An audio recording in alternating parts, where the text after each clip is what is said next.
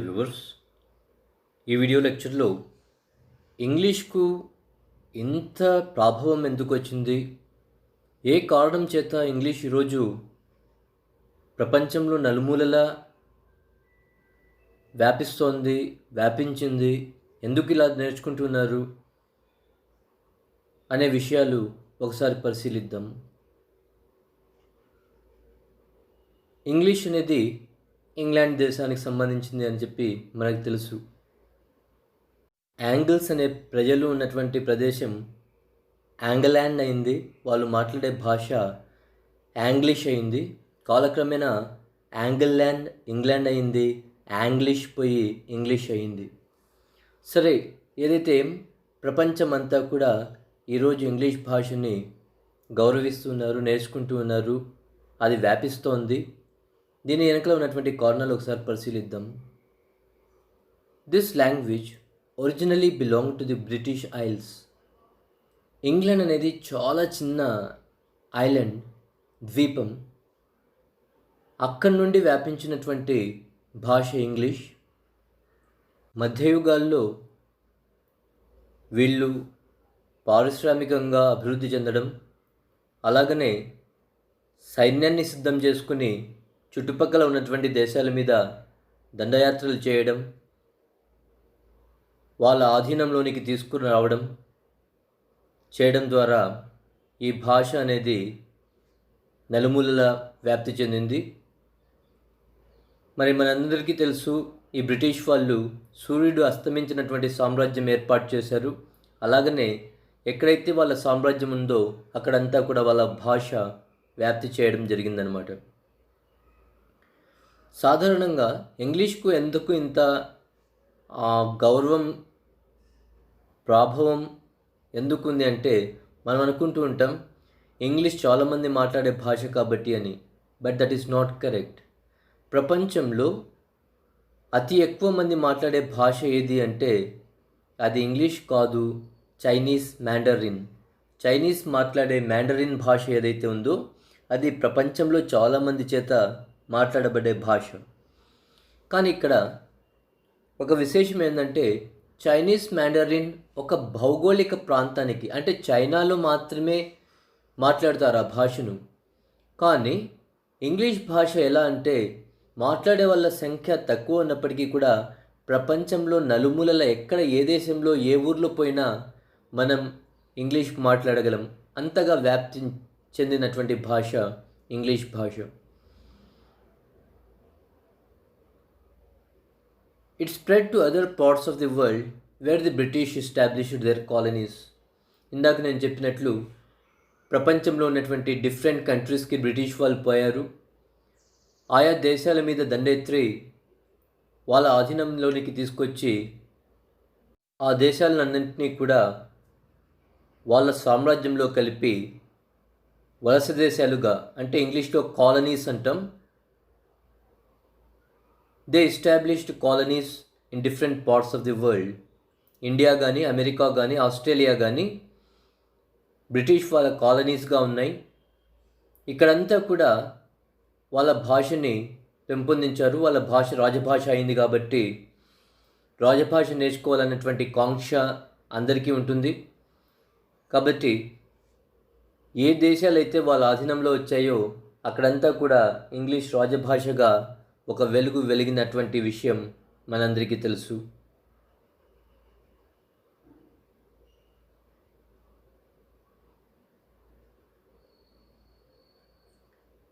There are different strains of the English language.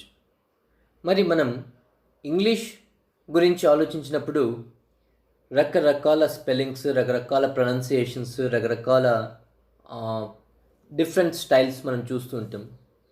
ఎందుకు ఇలా జరిగింది అంటే, ఇంగ్లీష్ అనేది ఒక ప్రాంతానికి మాత్రమే పరిమితం కాకుండా ప్రపంచం నలుమూలలా వ్యాపించింది కాబట్టి ఆ భాషలతో, అంటే నేటివ్ లాంగ్వేజెస్తో ఈ భాషకు సమన్వయం కుదరడం, ఆ భాషలో ఉన్నటువంటి కొన్ని పదాలు ఈ భాషలోకి, వాళ్ళ సౌండ్స్ కొన్ని ఈ భాషలోకి రావడం, తర్వాత అక్కడ ఉన్నటువంటి సాంస్కృతికంగా కానీ లేకపోతే ఇతరత్ర పదాలన్నీ కూడా ఈ భాషలోకి రావడం అనేది జరిగినాయి.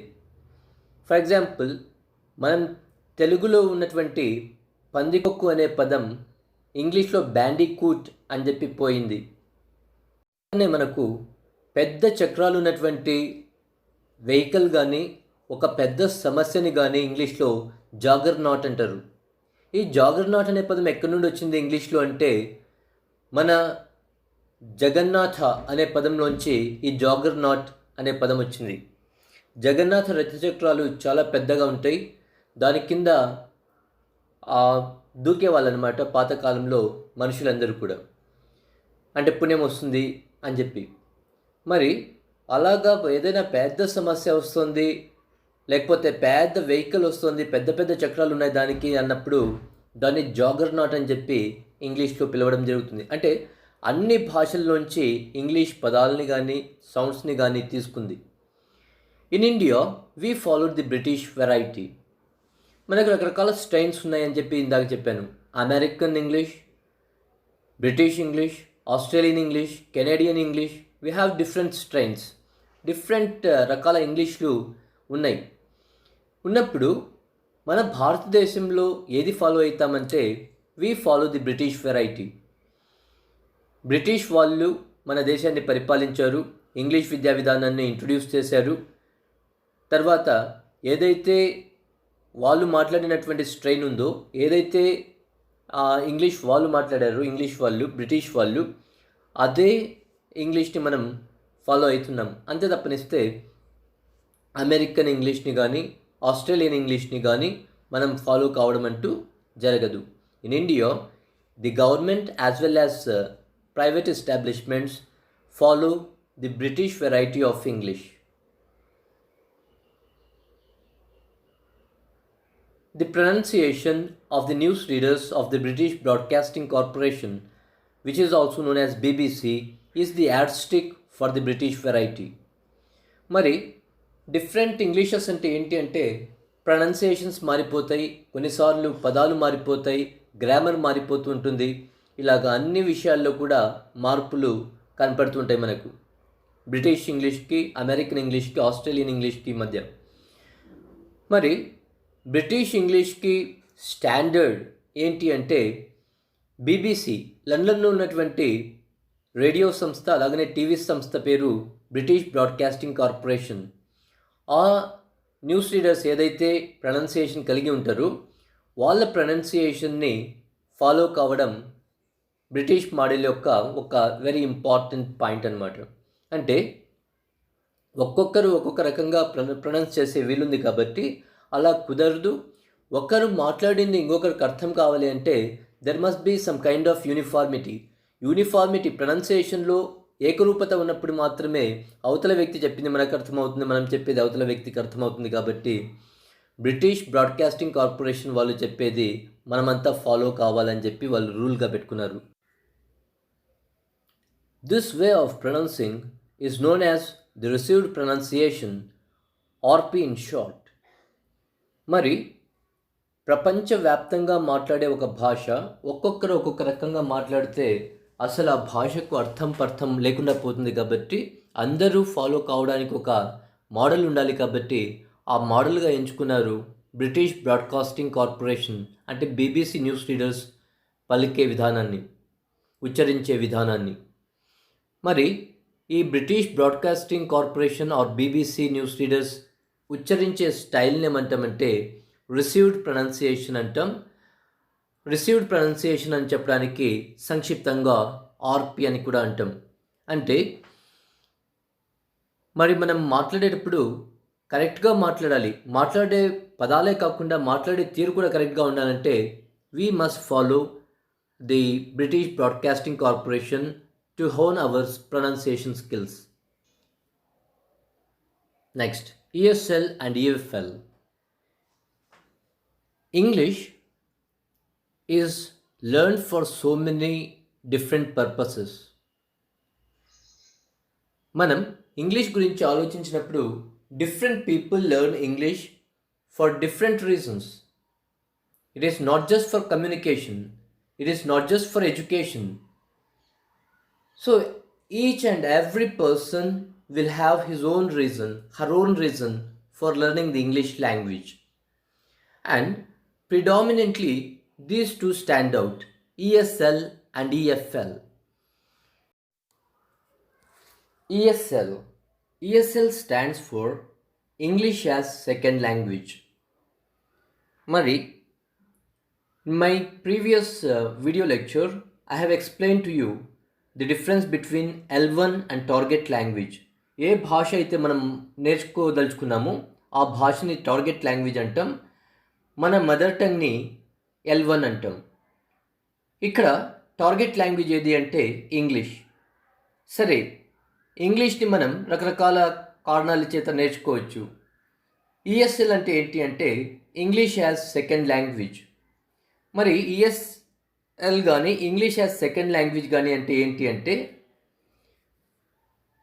మనకు సంబంధించినటువంటి లాంగ్వేజెస్ మనకుంటాయి,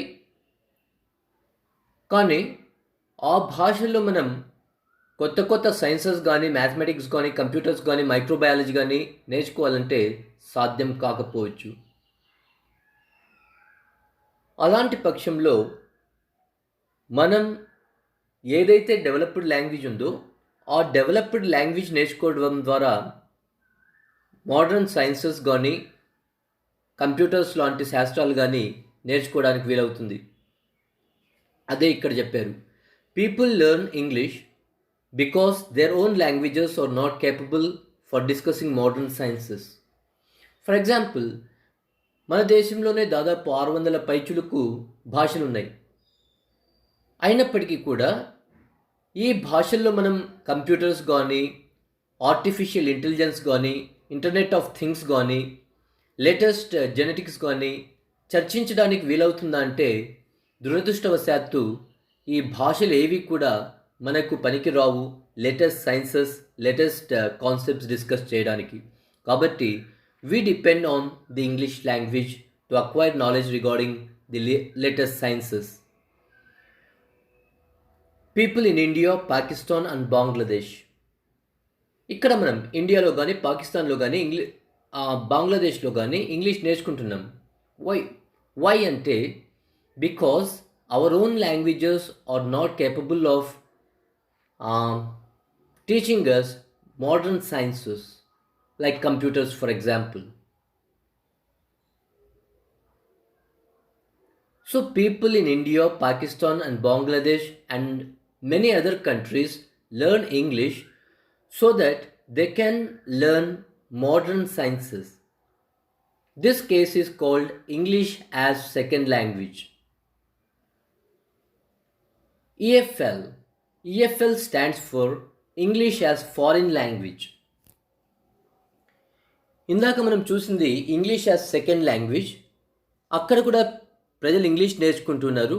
ఏ ఉద్దేశంతో ఇంగ్లీష్ నేర్చుకుంటున్నారంటే, అరే ఇంగ్లీష్ వస్తే నేను కంప్యూటర్స్ నేర్చుకోవచ్చు, ఇంగ్లీష్ వస్తే నేను మైక్రోబయాలజీ నేర్చుకోవచ్చు, ఇంగ్లీష్ వస్తే నేను జెనెటిక్స్ నేర్చుకోవచ్చు, ఇంగ్లీష్ వస్తే నేను ఏవియేషన్ నేర్చుకోవచ్చు అని చెప్పి నేర్చుకుంటూ ఉన్నారు.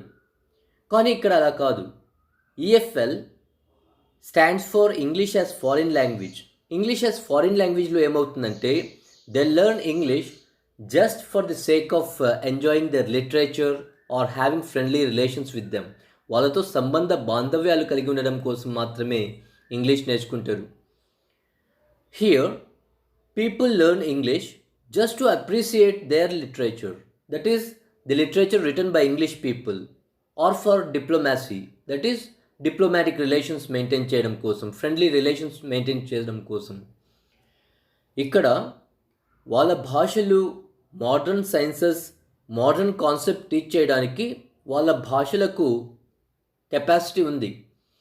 వాళ్ళు కొత్త భాష నేర్చుకోవాల్సినటువంటి అవసరం లేదు సైన్సెస్ నేర్చుకోవడం కోసం. కాబట్టి వీళ్ళు మరి ఇంగ్లీష్ ఎందుకు నేర్చుకుంటున్నారంటే కేవలం ఇంగ్లీష్ నావెల్స్ కానీ ఇంగ్లీష్ మూవీస్ కానీ అలాగనే ఇంగ్లీష్ వాళ్ళతో స్నేహపూర్వకమైనటువంటి సంబంధాలు కలిగి ఉండడం కోసం మాత్రమే ఇంగ్లీష్ నేర్చుకుంటున్నారు. There are quite a few countries which have their own languages which are well developed, so they don't need English. For example, people from Japan learn English just to have friendly relations with people and nations that speak English. Japanese language ఎలాంటిది అంటే it is well developed. A modern science కానీ Japanese లాంగ్వేజ్లోనే discuss చేసే వీలు ఉన్నది కాబట్టి వాళ్ళు ప్రత్యేకంగా ఈ సైన్సెస్ నేర్చుకునే ఉద్దేశంతో ఇంగ్లీష్ నేర్చుకోవాల్సినటువంటి అవసరం లేదు. మరి జాపనీస్ ఇంగ్లీష్ నేర్చుకురా అంటే నేర్చుకుంటారు. ఏ ఉద్దేశంతో నేర్చుకుంటారంటే కేవలం ఇంగ్లీష్ మూవీస్ చూడడానికి, ఇంగ్లీష్ వాళ్ళ సాహిత్యం ఏదైతే ఉందో కవితలు, నవలలు, వాటిని చదివి ఆనందించడానికి, అలాగనే ఇంగ్లీష్ మాట్లాడే దేశాలు ఏవైతే ఉన్నాయో వాటితో స్నేహపూర్వకమైనటువంటి సంబంధాలు కలిగి ఉండడం కోసం మాత్రమే వీళ్ళు ఇంగ్లీష్ నేర్చుకుంటారు తప్పనిస్తే కొత్త కొత్త సైన్సెస్ని నేర్చుకోవడానికి జాపనీస్ లాంగ్వేజ్ చాలు. ఆ లాంగ్వేజ్లోనే వాళ్ళకి కావాల్సినటువంటి అన్నీ నేర్చుకునే వీలుంది. ప్రత్యేకించి వాళ్ళు ఇంగ్లీష్ నేర్చుకోవాల్సినటువంటి అవసరం లేదు. మరి ఈ వీడియో లెక్చర్ ద్వారా ఇంగ్లీష్కి ఉన్నటువంటి ప్రభావం, దాని వెనుకల ఉన్నటువంటి కారణాలు, తర్వాత different types of Englishes like American variety, British variety, Australian variety discuss చేసాం. తర్వాత ఈఎస్ఎల్ అంటే ఏంటి, ఈఎఫ్ఎల్ అంటే ఏంటి, English as second language, English as foreign language. In India we have ESL, need for ESL because మన భాషలు ఏవి కూడా ఆధునిక సైన్సెస్ అయినటువంటి కంప్యూటర్స్, జెనెటిక్స్, మైక్రోబయాలజీ ఇలాంటివి టీచ్ చేయడానికి వీలు లేకుండా ఉన్నాయి కాబట్టి మనం ఇంగ్లీష్ నేర్చుకుంటున్నాం వేరే సబ్జెక్ట్స్కి నేర్చుకునే ఉద్దేశంతో. కానీ జాపనీస్కి ఆ అవసరం లేదు అని చెప్పి చర్చించాం.